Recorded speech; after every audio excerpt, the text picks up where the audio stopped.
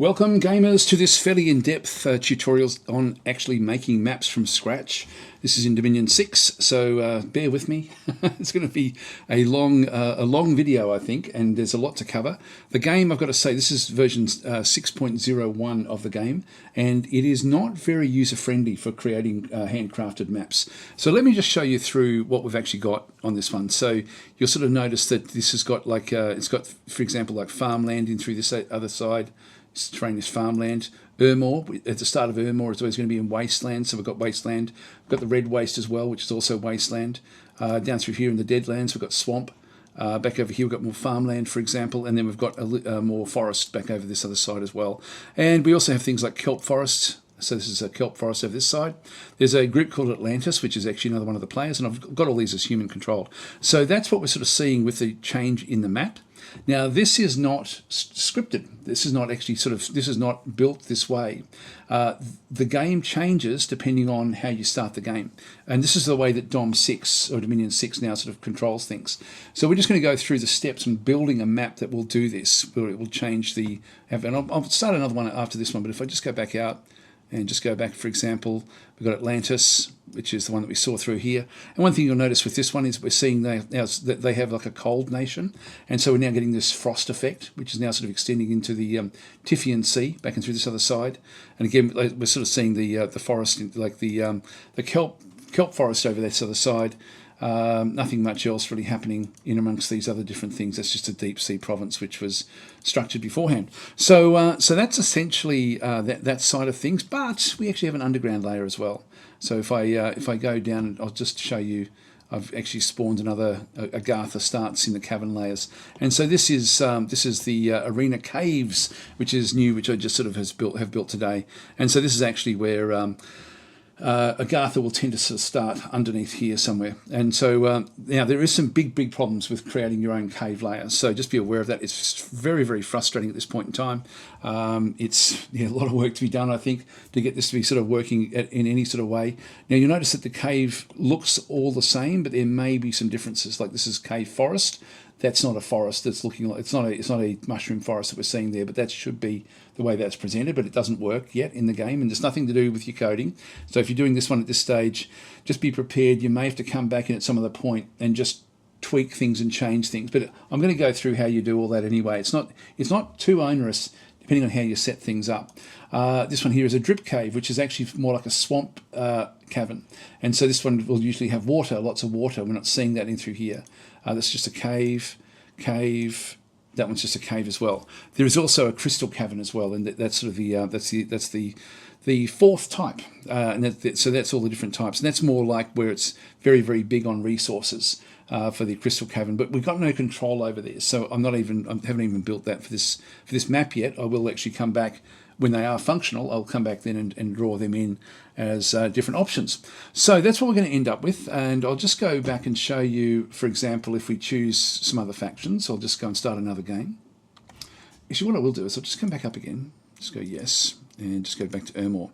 And just so you can sort of see, this essentially is the map that we're going to be seeing changing when we actually do start a new game. So I will do that right now. Quit without saving, create a new world, load map. This is one I'm building at the moment, which is just a work in progress for me. Not uploaded anywhere just yet, but it will be by the time you watch this. Probably be my arena map on the workshop. So you can download for all just download it, and you'll then be able to sort of go through and have a look at it. I will also have, by the way, I should actually have a version of it available. It may be too big for it, but I'm thinking of my ko-fi.com/DansTactic. There'll be a link down below in the description where I will actually release the files there as well, so you guys can see and pick apart like how this one was built. It may be too big for that. I can't remember what there's quite a lot of graphics in this one, so it may be too much. We'll see how it goes. Middle Ages, yep, so I'll just go that way again. So I'll just go and, in this case, I'll just go and pick, I'll just get rid of I'll just have like 2 players. So if I pick, for example, something like Pangaea, that's going to generate a lot of forest. And if we just go back and choose another one in through here, and what should we make it? Again, if we go with something hot like Abyssea, so we'll just go with those. So this is Pangaea. Just going to go random God. Yes, please. So I'm just pressing the R key to do that one. Random God again. Yep, good stuff. And so now if we just look at Pangaea, exit. And so what we're seeing through here is actually the God must have been something that made it go a bit cold. But you'll see we're actually starting off in a frozen forest. So we've got a forest in here, but it's actually very, very cold. And so this God of Pangaea must have actually sort of pushed it back in that direction. So it changed it from being a forest like the look of these. So we've got the grey forest, so it's just forest terrain, and we have just a plains terrain back and through there. And in the middle here we've got a swamp, and we also do actually have a kelp forest in the middle through there. So that's that one through that side. This is interesting. I thought that I forgot that they're more likely to spawn underground, which is what's actually happened with the other one. So if we go and right click on the cavern, yeah, we're not seeing the others. This is just a cave. Let's just go back across and click on Abyssea. And there they are. So there's Abyssea back in through there. So they've started underground and through this other side. Quite often they start on wastelands if they start above ground. And cave, forest. Yeah, we're not seeing anything else other than that at this stage. So that's what we're going to end up making, essentially, is something like this. So a lot to go through, an awful lot to go through. So look, if I make mistakes, I'm just going to have to correct myself at the time. I'm not going to be going back and re-editing what I'm doing. So hopefully we can get through this without too many misinformations that I come through with. Also, if you've got any ideas or anything of why certain things are happening, please leave notes in leave comments. I think it's very, very valuable. At this stage, we're all learning, and so it's very collaborative. If it helps you, then I hope it really does to get your maps out there. As I say, it's sort of one of these things where the cave layer is not working all that well. The top layer works reasonably well. I've had no real problems with that one. But let me just go through the steps. So we will shut down this one here. All right, so I'm going to go through the steps that I take when I'm actually illustrating the map. Now, I don't use Photoshop. I use a program called Clip Studio, which I find much, much better than Photoshop for the simple reason it's got vector layers, and the vector layers actually allow the function of making this, for me, a lot easier. But Photoshop can do the same sort of thing. It just doesn't have the vector layers. The vector layers in this are awesome. Anyway, I won't go through the details about Clip Studio, but that is that's my illustration program of choice. Just be aware, whenever you're doing anything with the maps, you have to avoid pure white. They are used for tiny little dots like this. That there is a start in the C zone. This designates where the flags will then be placed. So wherever you've placed those, that's where the flags will end up being. So they've got one in every single province. So just be aware of that. That's one of the things we do last, but you can't use pure white. You can use off-white. Now, this map that we're looking at through here is my base map. I'll go through just very briefly the layers. I'm not going to go through how it's all done, but essentially this is a base layer. And the reason it's dark and dull is because the game actually does have like a de facto fog of war. Even when you're showing the whole map, it doesn't show everything on the map. You still have to discover it. But at the moment, it's not working. So I'm future-proofing and hoping that at some point it will, because you've got all these different layers. You've got basically your base layer, your main map, which is what we're seeing through here. We used to have to create winter maps. You still sort of have to, but it's a bit different now, because it should end up being the map that you end up creating should end up being essentially like you've got plains and water and so on and so forth. So I'm just going to go and start putting these back on so you can see what's what. So this is my base layer. Again, future proofing to hope that we can actually then have fog of war.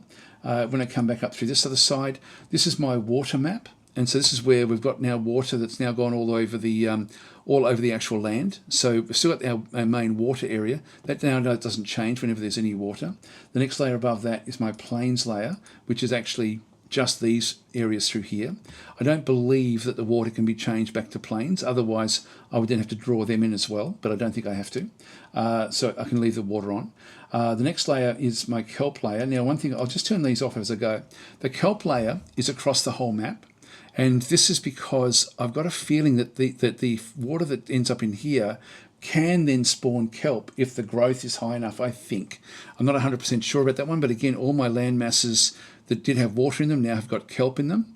Then we've got the next one, which is sort of like a holistic map, is the Highlands map, which again has got sort of like hills all the way through the land provinces, and then sort of like reefs or rough areas through the water provinces. Now, again, this is not working in the water provinces. So even though it designates for there to be a gorge, which is what it's called in the game, it doesn't actually work. But I've still drawn it in there for when it does work.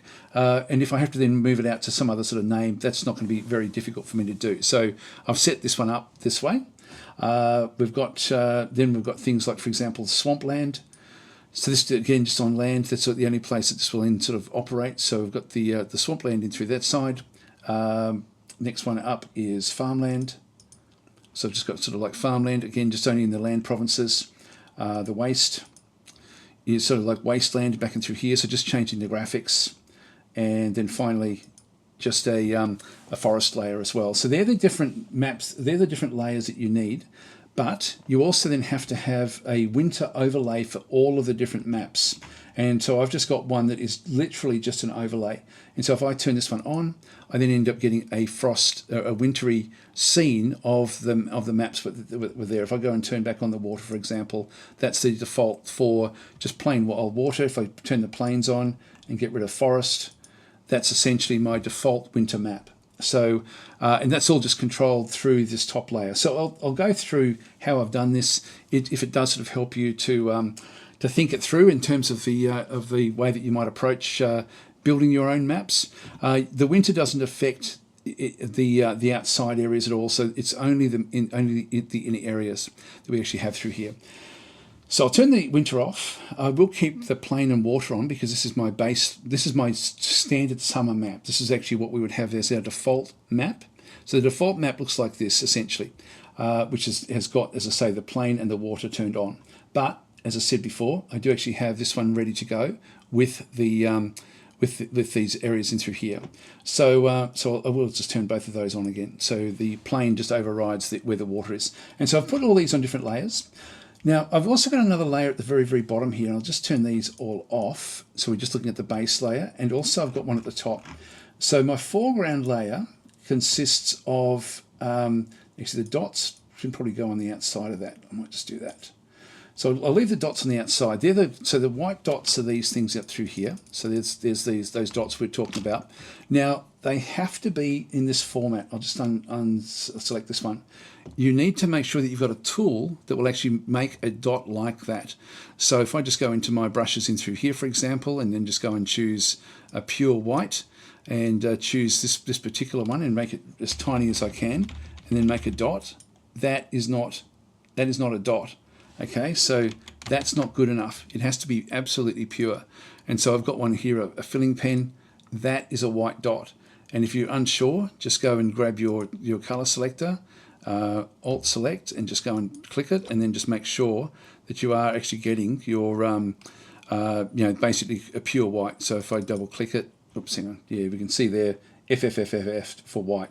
It has to be pure. If it was FFFF, FE, so one point off, it won't work. It has to be pure white. So whatever graphics program you're looking at, make sure you can make a pure little dot like that for where you then place your location. So every single one of these will ultimately end up having that one. Now, the way I work with this is that I've got my dots layer, I've got a foreground layer, which is essentially a layer of the outlines. I did actually bring in a text layer as well, just for the word arena. And then I do also have another layer, which I'll just turn these off. You've got to keep your dots layer on pretty much with everything, but the border mask is the really important layer. And what this one does is, because Clip Studio is vector, I can actually just go and paste the colors in right up, and it'll just go to the border of my actual border itself. So if I turn on the outline, and if I just fill inside these areas, it fills to the center line of what was there. Now, I've jigged around a few little things in here to make it sort of so that it doesn't go all the way up. But this is essentially the You need to, like you really want to have a border map to get started. So if I just turn that one off, you then export that one out as I just call it sort of hyphen border with in capitals, so just so I know it's my border map. And so this will then define where the dominion then goes to as the dominion sort of expands through the actual map itself. Critically important that you do this one. It's so much easier with this than any other way. You can do it the other way, but God, it is time consuming. So this is a fast way, and you'll see that when we get into the actual game, how quick it is for you to do this one. Now, in terms of the other areas, I'll just turn that one off and leave the outline on. So I've got the outline. Now, you do sort of need anything that's going to be inside the borders for each province, you need to be capturing those. So I've got to make sure that I don't have to keep the base on, sorry, the summer base on. The base is actually my workings to sort of get so that was just to sort of get the map constructed, so I won't worry about going through that one through there. But for all of these other territories, what I've done is I've essentially I can use the same. Well, actually, I did use something a bit different here. But if I go into the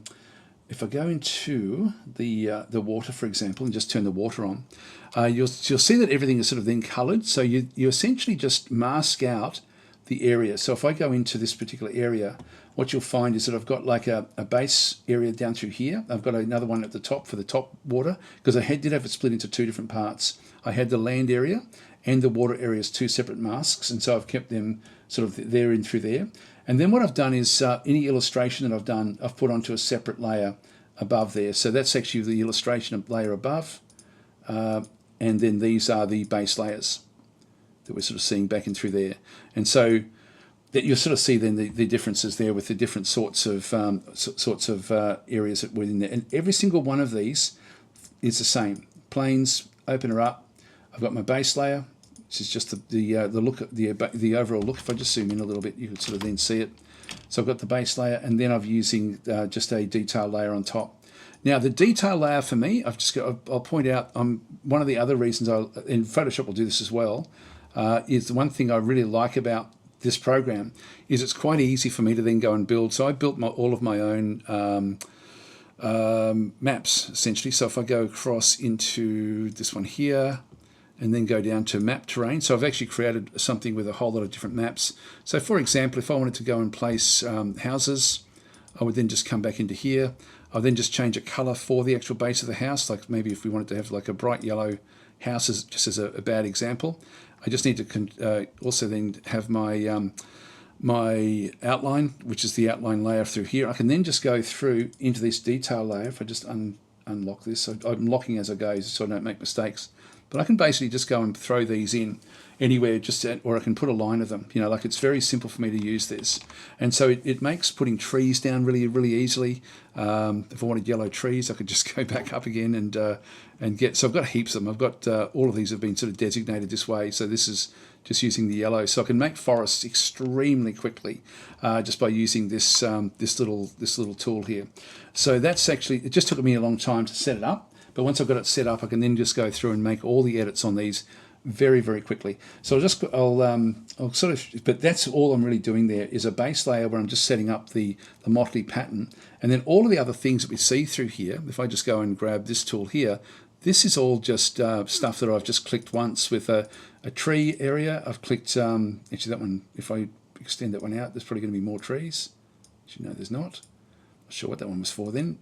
So that one through there. So these are all just little dots where I've just sort of, I've just got the brush tool and going click, click, click, click, click, very, very quickly. So that's all I've done with that particular one. I'll just go back in and lock that one down again. And so you do need to have, and you'll find this in the map making manual, you need an underscore water, an underscore plain, an underscore kelp, highland, swamp. You don't have to have them. By the way, if it can't find an underscore water map, it will use the default map that you end up having. So you need to have like you need to have one of each of these. And so there's quite a lot of maps, and I'll show you in just a minute what you need to then go and do. But you need to basically export out these. Now, I like to export it without the detail in here. so that and the reason for that is that Targa files have got a way of compressing as long as the colors next to it are the same. And so if you have like a lot of detail, like if I turn on the base layer, the summer base, with all of the illustration, it's a much bigger file to export that than it is to export that. I would still, if I really wanted to optimize it, I would have actually put the borders that are on the edge through here on their own separate layer. So they could have been on their own layer. And then I could have exported, then I could have had it all very, very clean. So we don't see anything at all. But this is good enough. It does make them heaps smaller than a, not heaps, but it does make them noticeably smaller. And, there's so many maps you have to generate that, you sort of want to keep the size down if at all possible. So anyway, and by the way, sizing and things like that, I would suggest that you just experiment a little bit and see what it looks like. Just do a really, really basic map without too much detail. To be honest, I just get to the point where I've got my rough set up, and then I just go and create the like this. When it's like this is fine to use as well, but I tend to just use that. So I try to get it to that sort of stage, and then I just play on that to see what it's like, to see if it's actually going to then work just as a one-off map. So just experiment. Anyway, I don't want to spend too much time talking about how to build the maps, how to do it, but this for me is an extremely quick way of actually putting these maps together in comparison to having to illustrate every single little part of it. But these color things, as I say, are so helpful. So let's go and actually get into the program. I don't think there's much else I really need to talk about here. Just make sure you got your dots layer, but read the manual, read the map making manual. It's not very long, and it does have some helpful things, but you do need to have, when you do come back through, if I just go back and turn off that one again. When you do come back through, just make sure that when you do it, like if we've got the wasteland, instead of, I'll show you how I did the winter overlay. The winter overlay, this is my base wasteland map, and that's what I'd be exporting out. If I then turn on the winter overlay, I then get essentially this map through here. So it's still in this area, but this is essentially what we end up having. So the wastelands end up looking like this, where there's rocks and skulls and stuff, but we also have this sort of wintry effect. Now, all I did to do this was to create two different areas. One is a gradient map, and the gradient map just colors what's underneath it. And so it just colors all of the colors that were there get tinted across into a gradient. And so again, this can be done very, very easily in Photoshop. And then the other one that I did, again, masked, is to actually have like an effect where it's just little snowflakes. So that they've been masked into that area. And so that's all it is. It's just those two areas and job done. It took a couple of minutes to basically tweak it, get it looking the way I wanted. And so if I go and put any of these things in, there's my farms in winter. It's just a clean and simple way to do it. So it's going to save you time if you do that one. Otherwise, you have to illustrate it all completely yourself. Which again, it's up to you if you want to do it that way. But I just wanted to get a reasonably quick result that was going to still look okay. Now, the next thing that you need to do is to actually set up your work area to get ready to upload to Steam. So this is going to be sort of essentially where you are working with the game, working with the files that you create. Now, I create the files in a separate area and then bring them back in. Don't bring all your working files in, otherwise they'll be uploaded to Steam as well. So just try to keep what you're uploading as sort of light and as fresh as possible. I have made those mistakes, by the way. All right, we're just going to go to Tools and Manuals. We're then going to go to Open the User Data Directory. This will then just take you to your App Data region right in roaming with Dominion 6. Just go to Maps. Now I've got a few in there that I've been building. So I'm just going to go and I'm just going to call this one Arena Test or something like that. So in fact, yeah, I'll just call it that. So I'm just going to create a new folder. So we're going to do this one from scratch. So let's just call it Test, I guess. Yeah, I can just call it Test.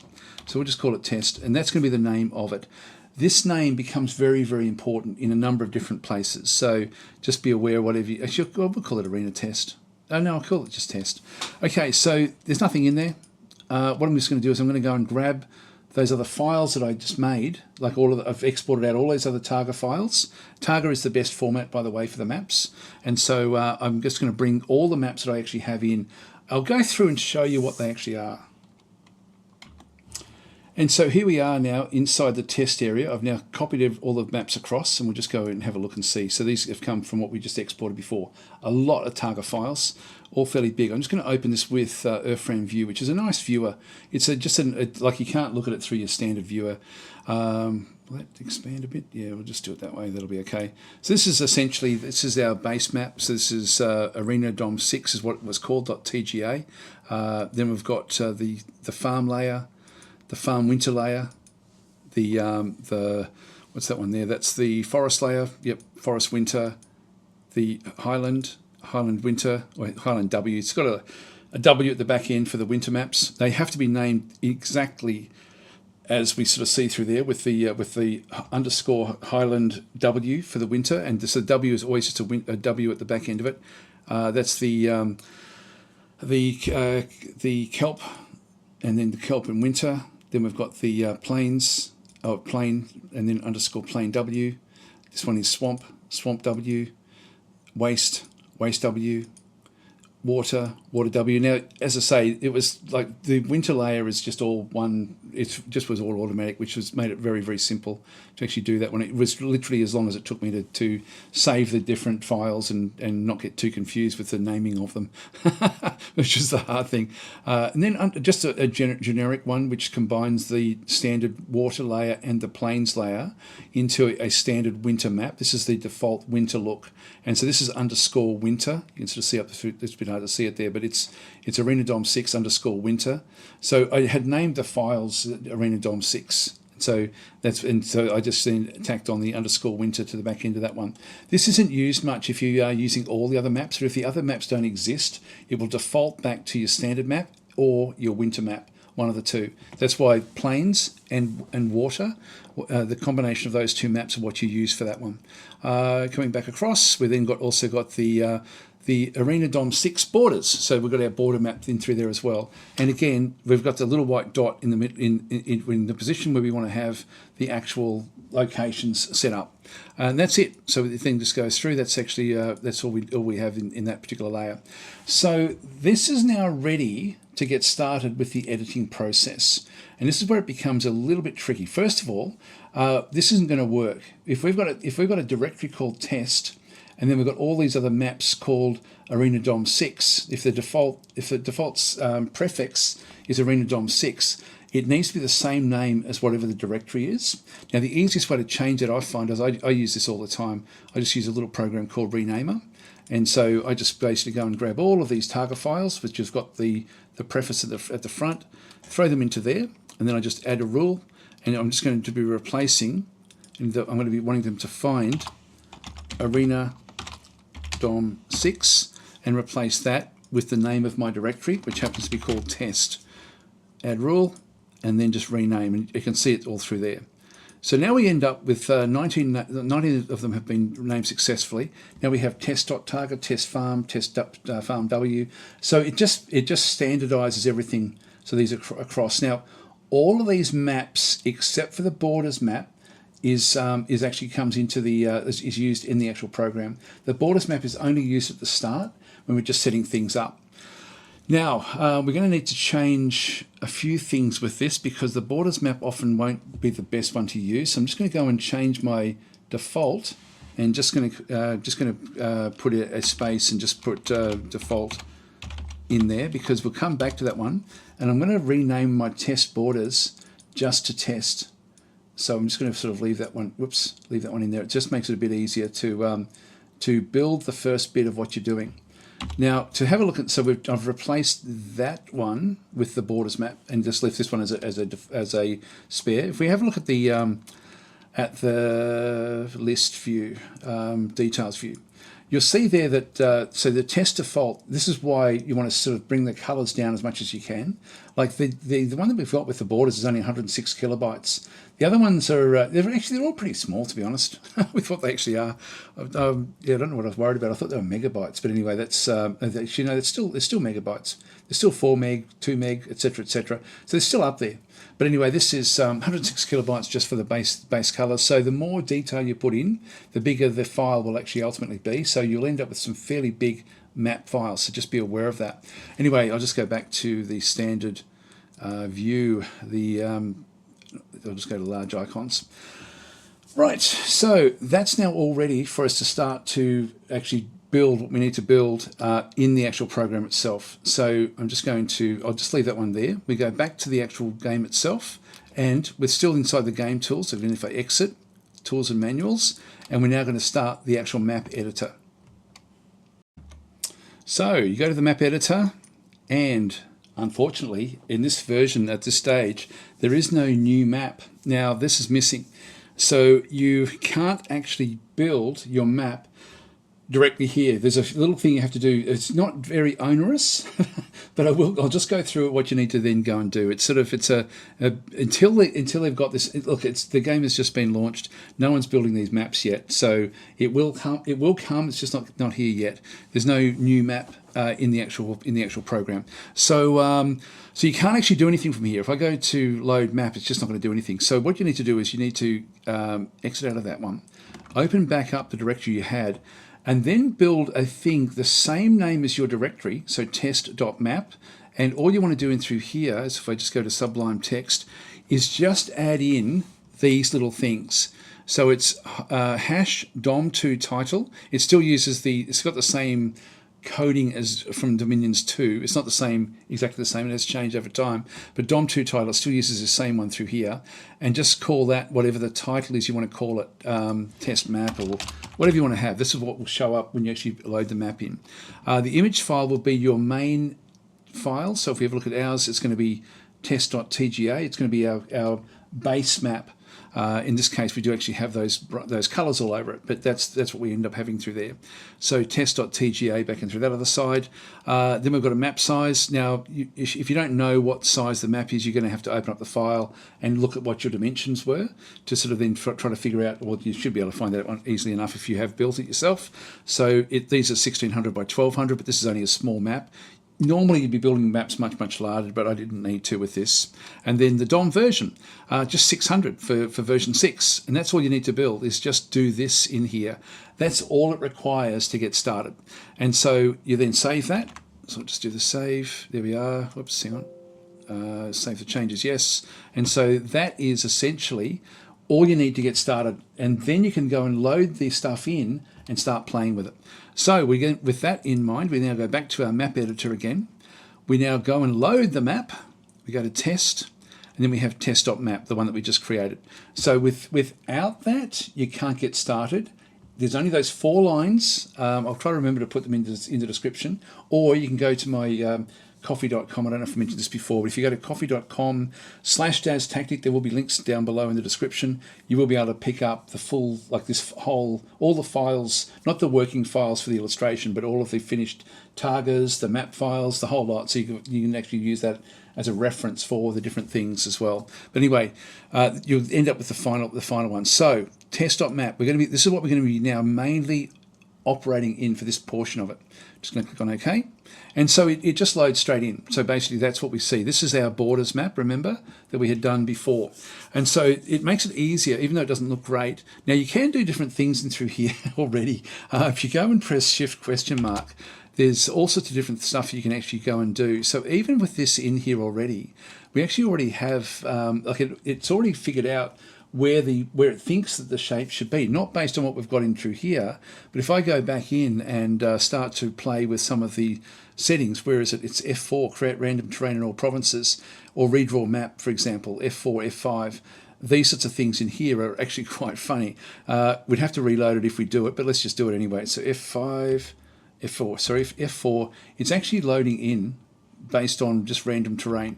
So it's generating random terrain in the different locations. So you can, I don't know why you do it. I don't know if we can actually revert it back to what it was, but this is now using those files that we created. So this is another easy way to sort of test, but see how it's not conforming to the shapes that we had at all. Like it's completely off.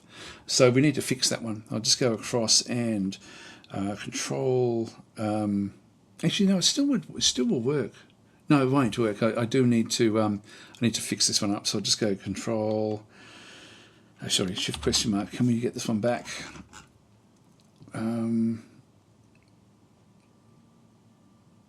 I don't know if we can actually. I might have to reload it back in. If you, I mean, by all means have a bit of a play with it, but in this case, I'm going to have to exit and then go back in. So map editor, load map, test.map, which has still just got what we wanted. So what we saw there was we saw great big sort of big shapes. Like if I go and right click, if I go and click on neighbors here, for example, so we might as well do this one first. If I go and click on that one, all of these have just got big squares where it sort of tries to go halfway between where the white dots were and then out to the back edge. And so everything has got like a space, but it's not where we want it. So what we want to have happen is we want this to actually end up using like the map that we have to get started, and then we need to tweak it. So what we do with that one is we just go across and again, if we do a question mark here, we have a new set of different commands. And so we have, we've got Control B, so calculated areas automatically from a border image, which is actually the way that we want to do this one, or remove all border colors and then do it that way. So let's just go and do that one. We can go Shift B, just removes all the borders. So there's no longer, actually no, they're still all there. I'll just go Control B. And so it's now wanting the image. Now we changed our image name across just to test.targa. So I'm going to click on OK. It's now going to be trying to work out what these shapes are. And by having the simple shapes, it does a pretty good job of setting these up. Now, if it screws it up, and it looks like it's done a pretty reasonable job, just zoom in and have a real close look at particularly where the transitions actually are. It's not bad. It sort of goes a little bit over the different areas. This is actually fine.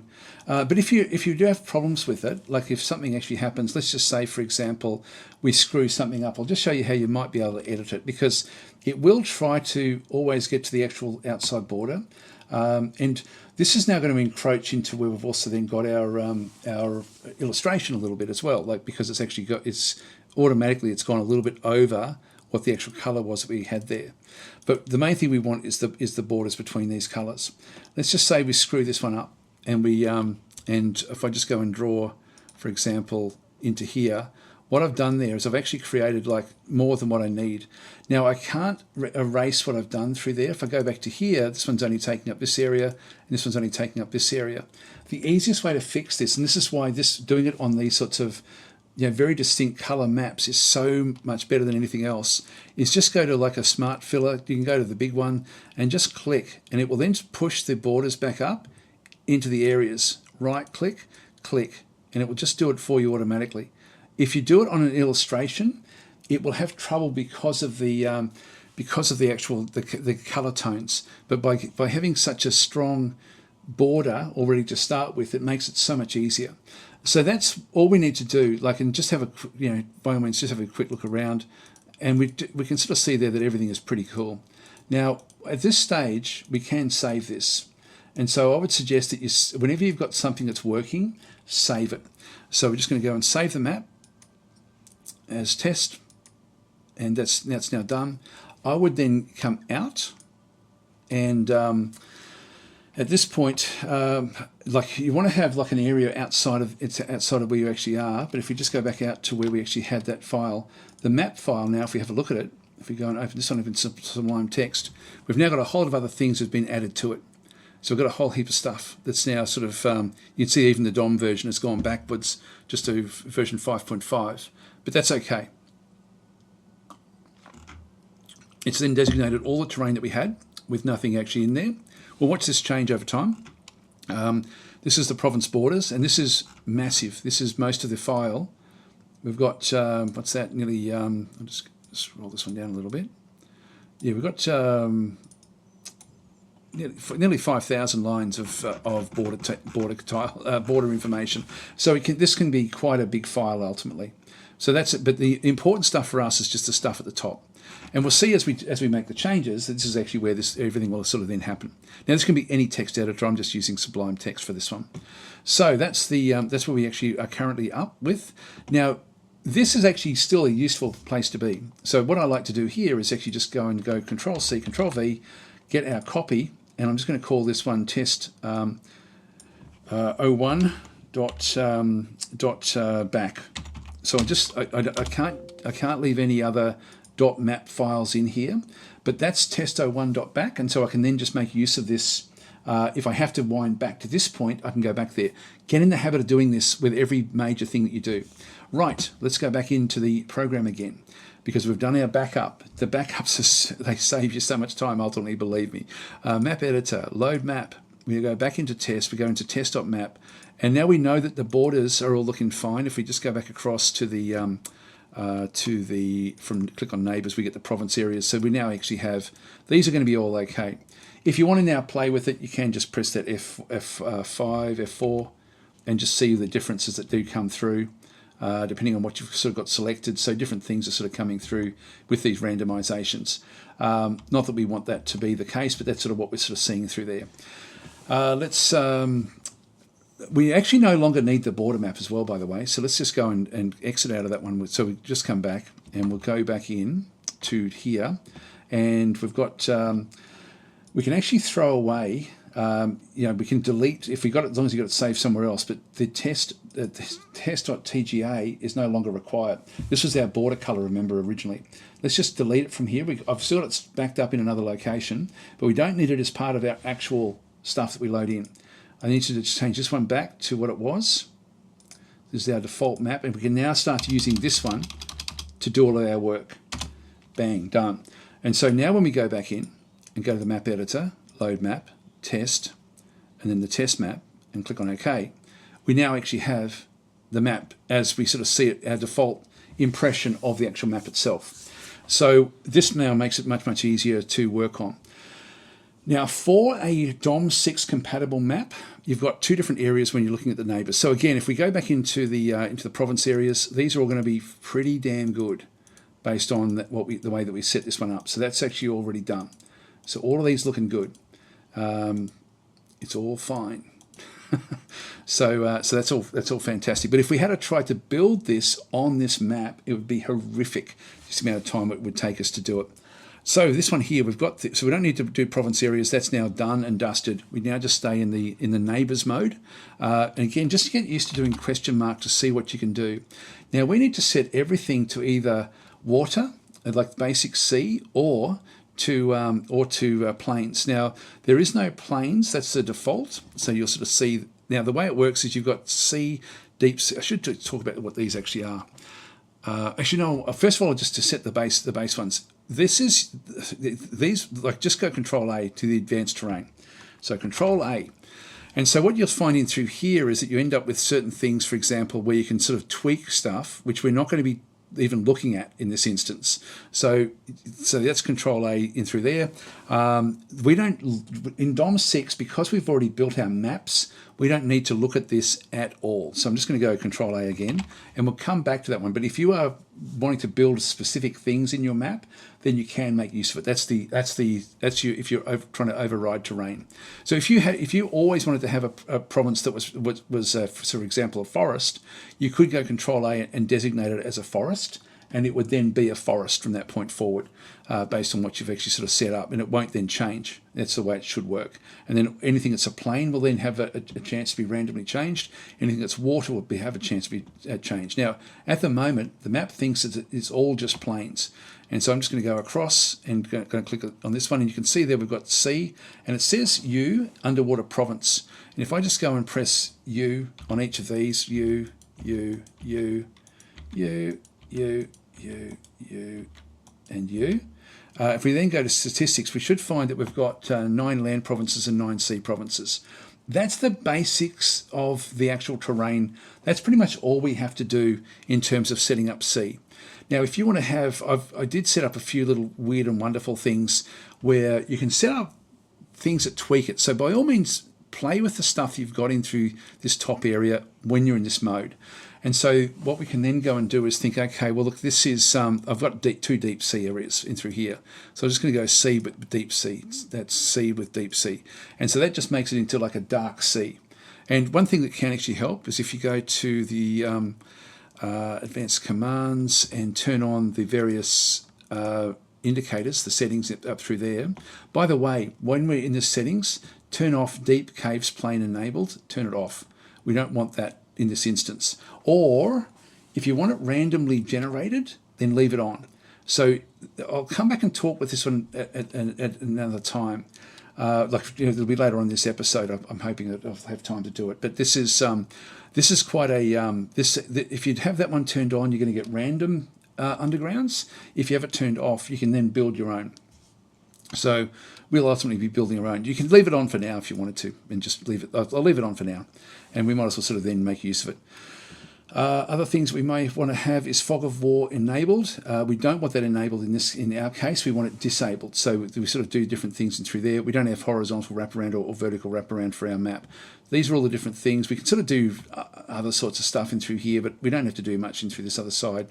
So so if we just go and press exit, we now actually can see the settings as we bring them in. So this is underwater, this is deep underwater for that particular one. Now what we can then go and do is just do like for example, there's sort of like a river that runs through here and here, and so technically this one will have fresh water, that one will have fresh water as well, access to fresh water, and that one as well. Let's just pretend that there's like a mountainous area at the back there. So I've sort of can right click on these and make these into mountains, make that one into mountains. The stuff you have through here is how you sort of then set things up. Back into here we can click, and mountains and rivers, like the freshwater and the mountains, are actually set up from the border. So if there's a mountain on your border, you can then have a mountainous province. It doesn't mean that the province is a mountain province. It means that it's got access to a mountain. And similarly with freshwater, it's not a freshwater province, it's got access to a river that's freshwater. So that's what we actually have in through there. So these land provinces end up with fresh water. I've designated mountains in through this other side. I've designated deep sea for these ones over through this other side as well. You can do things, for example, like you might want to have like a large province. I'll just do these in through this other side. I'll make that into a large province as well. And you see the different icons now coming back through. These are where I want to have my start locations. So I'll just go to starts, there, and there. If we did want to designate no starts, we can, but I won't. I'm just going to make them like that should be enough for what we need to do. Now you can also set things like mini sites, a thrown site or a no thrown site. Now I don't want my middle area, which is going to be where I'm going to be doing most of the stuff, to be a thrown site. So I'm just going to go to no, oops, hang on, I did that one down there. I'm just going to right click again, that one flashing, and no thrown. And so that's sort of now set up my terrain. It's pretty simple.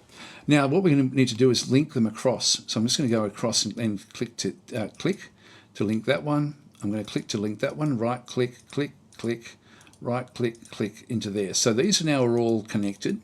So they're actually all connected the way that we want them to do it. And then we want this one to connect to there and to go under the bridge to connect to there.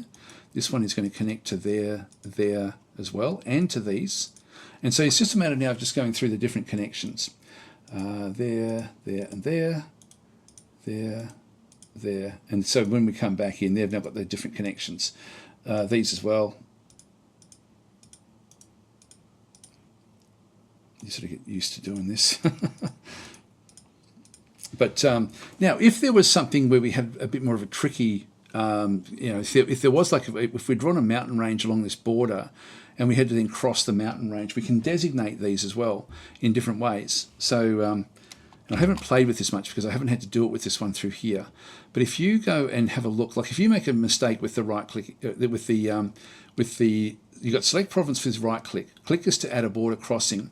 Control click removes the border crossing, and shift click toggles river or mountain passes. Now, the game will figure it out to a degree with certain things, but if you do actually have like it does need to know if you're crossing a river and you don't have a bridge, then you do need to go and do it. Also, roads are something you can actually build in this, like you can't actually build it in the game, but you can in here, to actually have roads between the actual, between different provinces as well, to make it faster to move. So you can even designate those, which makes it quick to move through different areas. Like you could actually almost create like a historical style map and have a road that happens to run through in a particular direction through a forest, for example. So you can actually do all these things, but it's the shift click, the toggle river mountain pass, is the one that you may be wanting to know. I don't need it on this one. Like for example, if we didn't have that bridge and we wanted this to be a river crossing, we could then just go shift click That's now I think that means it's nothing. That's a mountain pass. That's a river crossing, and then we're back to a few other things. But anyway, that's the default. That's all I need through there. And so you just go, and whichever one you want, you just go to the other side. Now, if I've made a mistake, I then just control click, and it removes it. And then just a click, control click. So I can actually very quickly edit what's actually happening through here. But get used to putting those mountain passes in. They are important. Now, the last thing I need to actually do on this map is to designate where I want to have the underground. If I'm going to have the underground spawn automatically, I want it to spawn from the middle, so I'm just going to right click into there. I'm then just going to go and click on where it's got gateway. And all I need to do is just go and click on 0 means it doesn't have one. If I just click on number 1, it's then going to be the gateway, the first gateway down below. And so we've now got a little gateway that will then just go to a randomly generated map underneath. So let's just start here. This now is essentially our map. I'm just going to change a few other little things in through the other side as well. So if we go into this particular one here, and I'm just going to click on the number. This one is going to be called Land Arena. This way it won't designate a random name, and this one here is going to be Water Arena. Oh, that one didn't click up there. There we go. There's always something you've forgotten. I forgot to do that one as well, and I forgot to do that one. So they should have access in there as well. Yep, okay, that's cool. And this is Water Arena. By the way, the numbering that you see, like the 6 and all that, starts with whatever the lowest dot is along, moving up. And so if we have a look, this will be number 1. Number 2 will be this one over through here. Number 3 will be this one. Number 4 will be that one. It doesn't matter, but that's just how it uses the reference. So it goes from the bottom up, finding those dots to then go and create what it needs. That's number 5. Where's number 6? Number 6 is there. 7, 8, 9, etc. Up through the actual numbers. You don't have to know that, but that's just what's happening. It's going from the bottom up when it's actually sort of doing this stuff. Right, so we'll just save our map in here, and guess what we then do? We exit, and we then go back out to the to where we actually are. I'm just going to go and grab this one again, and now we just go back again, and we just go and grab this one, Control C, Control V, and do another. This will be O2.back. Now, if we leave it as .map, it will then cause an error. So we don't want to do that. So we've still got this one. Now we can test it. The game is basically now playable. So we just go and create a world, and we load the map. So we've got our test map, which was what we called it. We can actually now designate how we want the underground to be. So we can sort of designate any of the random stuff in through this other side. Click on OK. And we'll just call this one test as well. And delete the game that was the test game. And so now if we go back in, now there's a few different things. If I go and try to generate the game, it's actually going to allow me to do it, which it shouldn't do. That's going to cause an issue. I won't do that one. I'll just go cancel. Actually, I'll just go yes, okay, and then cancel. Because it will get to a point where it will know what it can. Actually, no, it can still generate anything it likes because we didn't set no starts in different locations. So this is actually still fairly safe. I might even leave it like this, actually. But let's just go back and just go, oh, hang on, we'll just go and get rid of a few of these. I'll just press backspace. I'll start with, say, 3. And I will just leave them on random, and we'll see what we end up getting. And we should be able to see all of them from, hopefully they will start where we want them to start. In fact, if we go, I should really create like a random sea nation. Sometimes this hasn't worked for me. And then a random land nation. And we'll just choose something like, I like Pangaea or Ermor because we do get to then see the change on the map. Just press R and just get ourselves a random god. And OK. And again, if we find that we're getting too many starts that aren't where we want them, then we have to go back and edit the map. So Pangaea is where we want. We've got Agartha back there, which is normally underground. And so we're seeing through here that Pangaea has come through. Just double click. This is plains and mountains.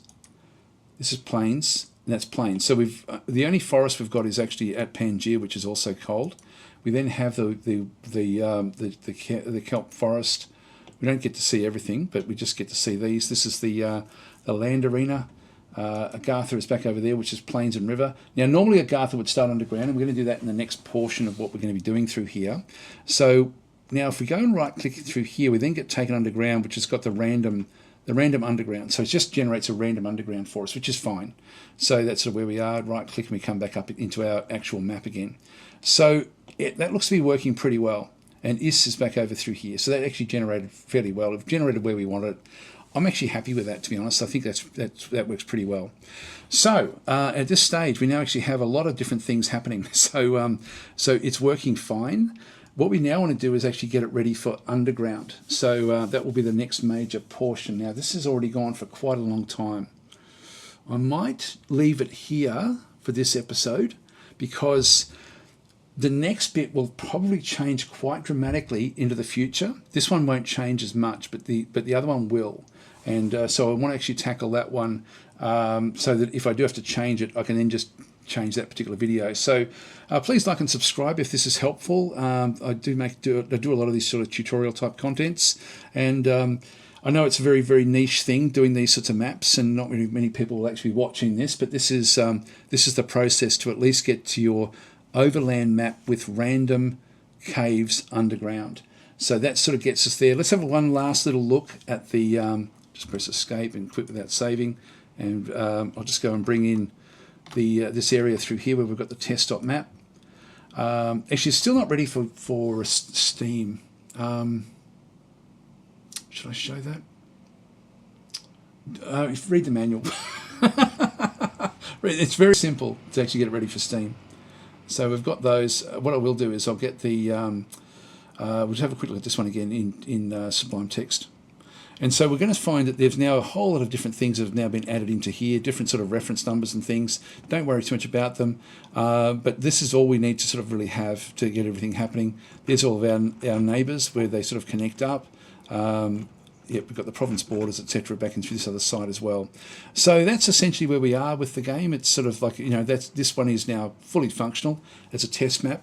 Now, if you bring it back, and I'm going to be replacing my arena map with something like this ultimately, if you are doing that, you have to then come back and rename these sorts of things in through here, rename the name. So when you first build it, it's not too bad. Anyway, I will leave it here, and then we'll just come back and build the rest of it, which will be the underground aspect of it as well. So I'll do that in the next episode. As I say, that's fairly buggy at this stage, as in a lot of stuff doesn't work. So we'll just do a very, very basic format. Thanks for watching. I will catch you then.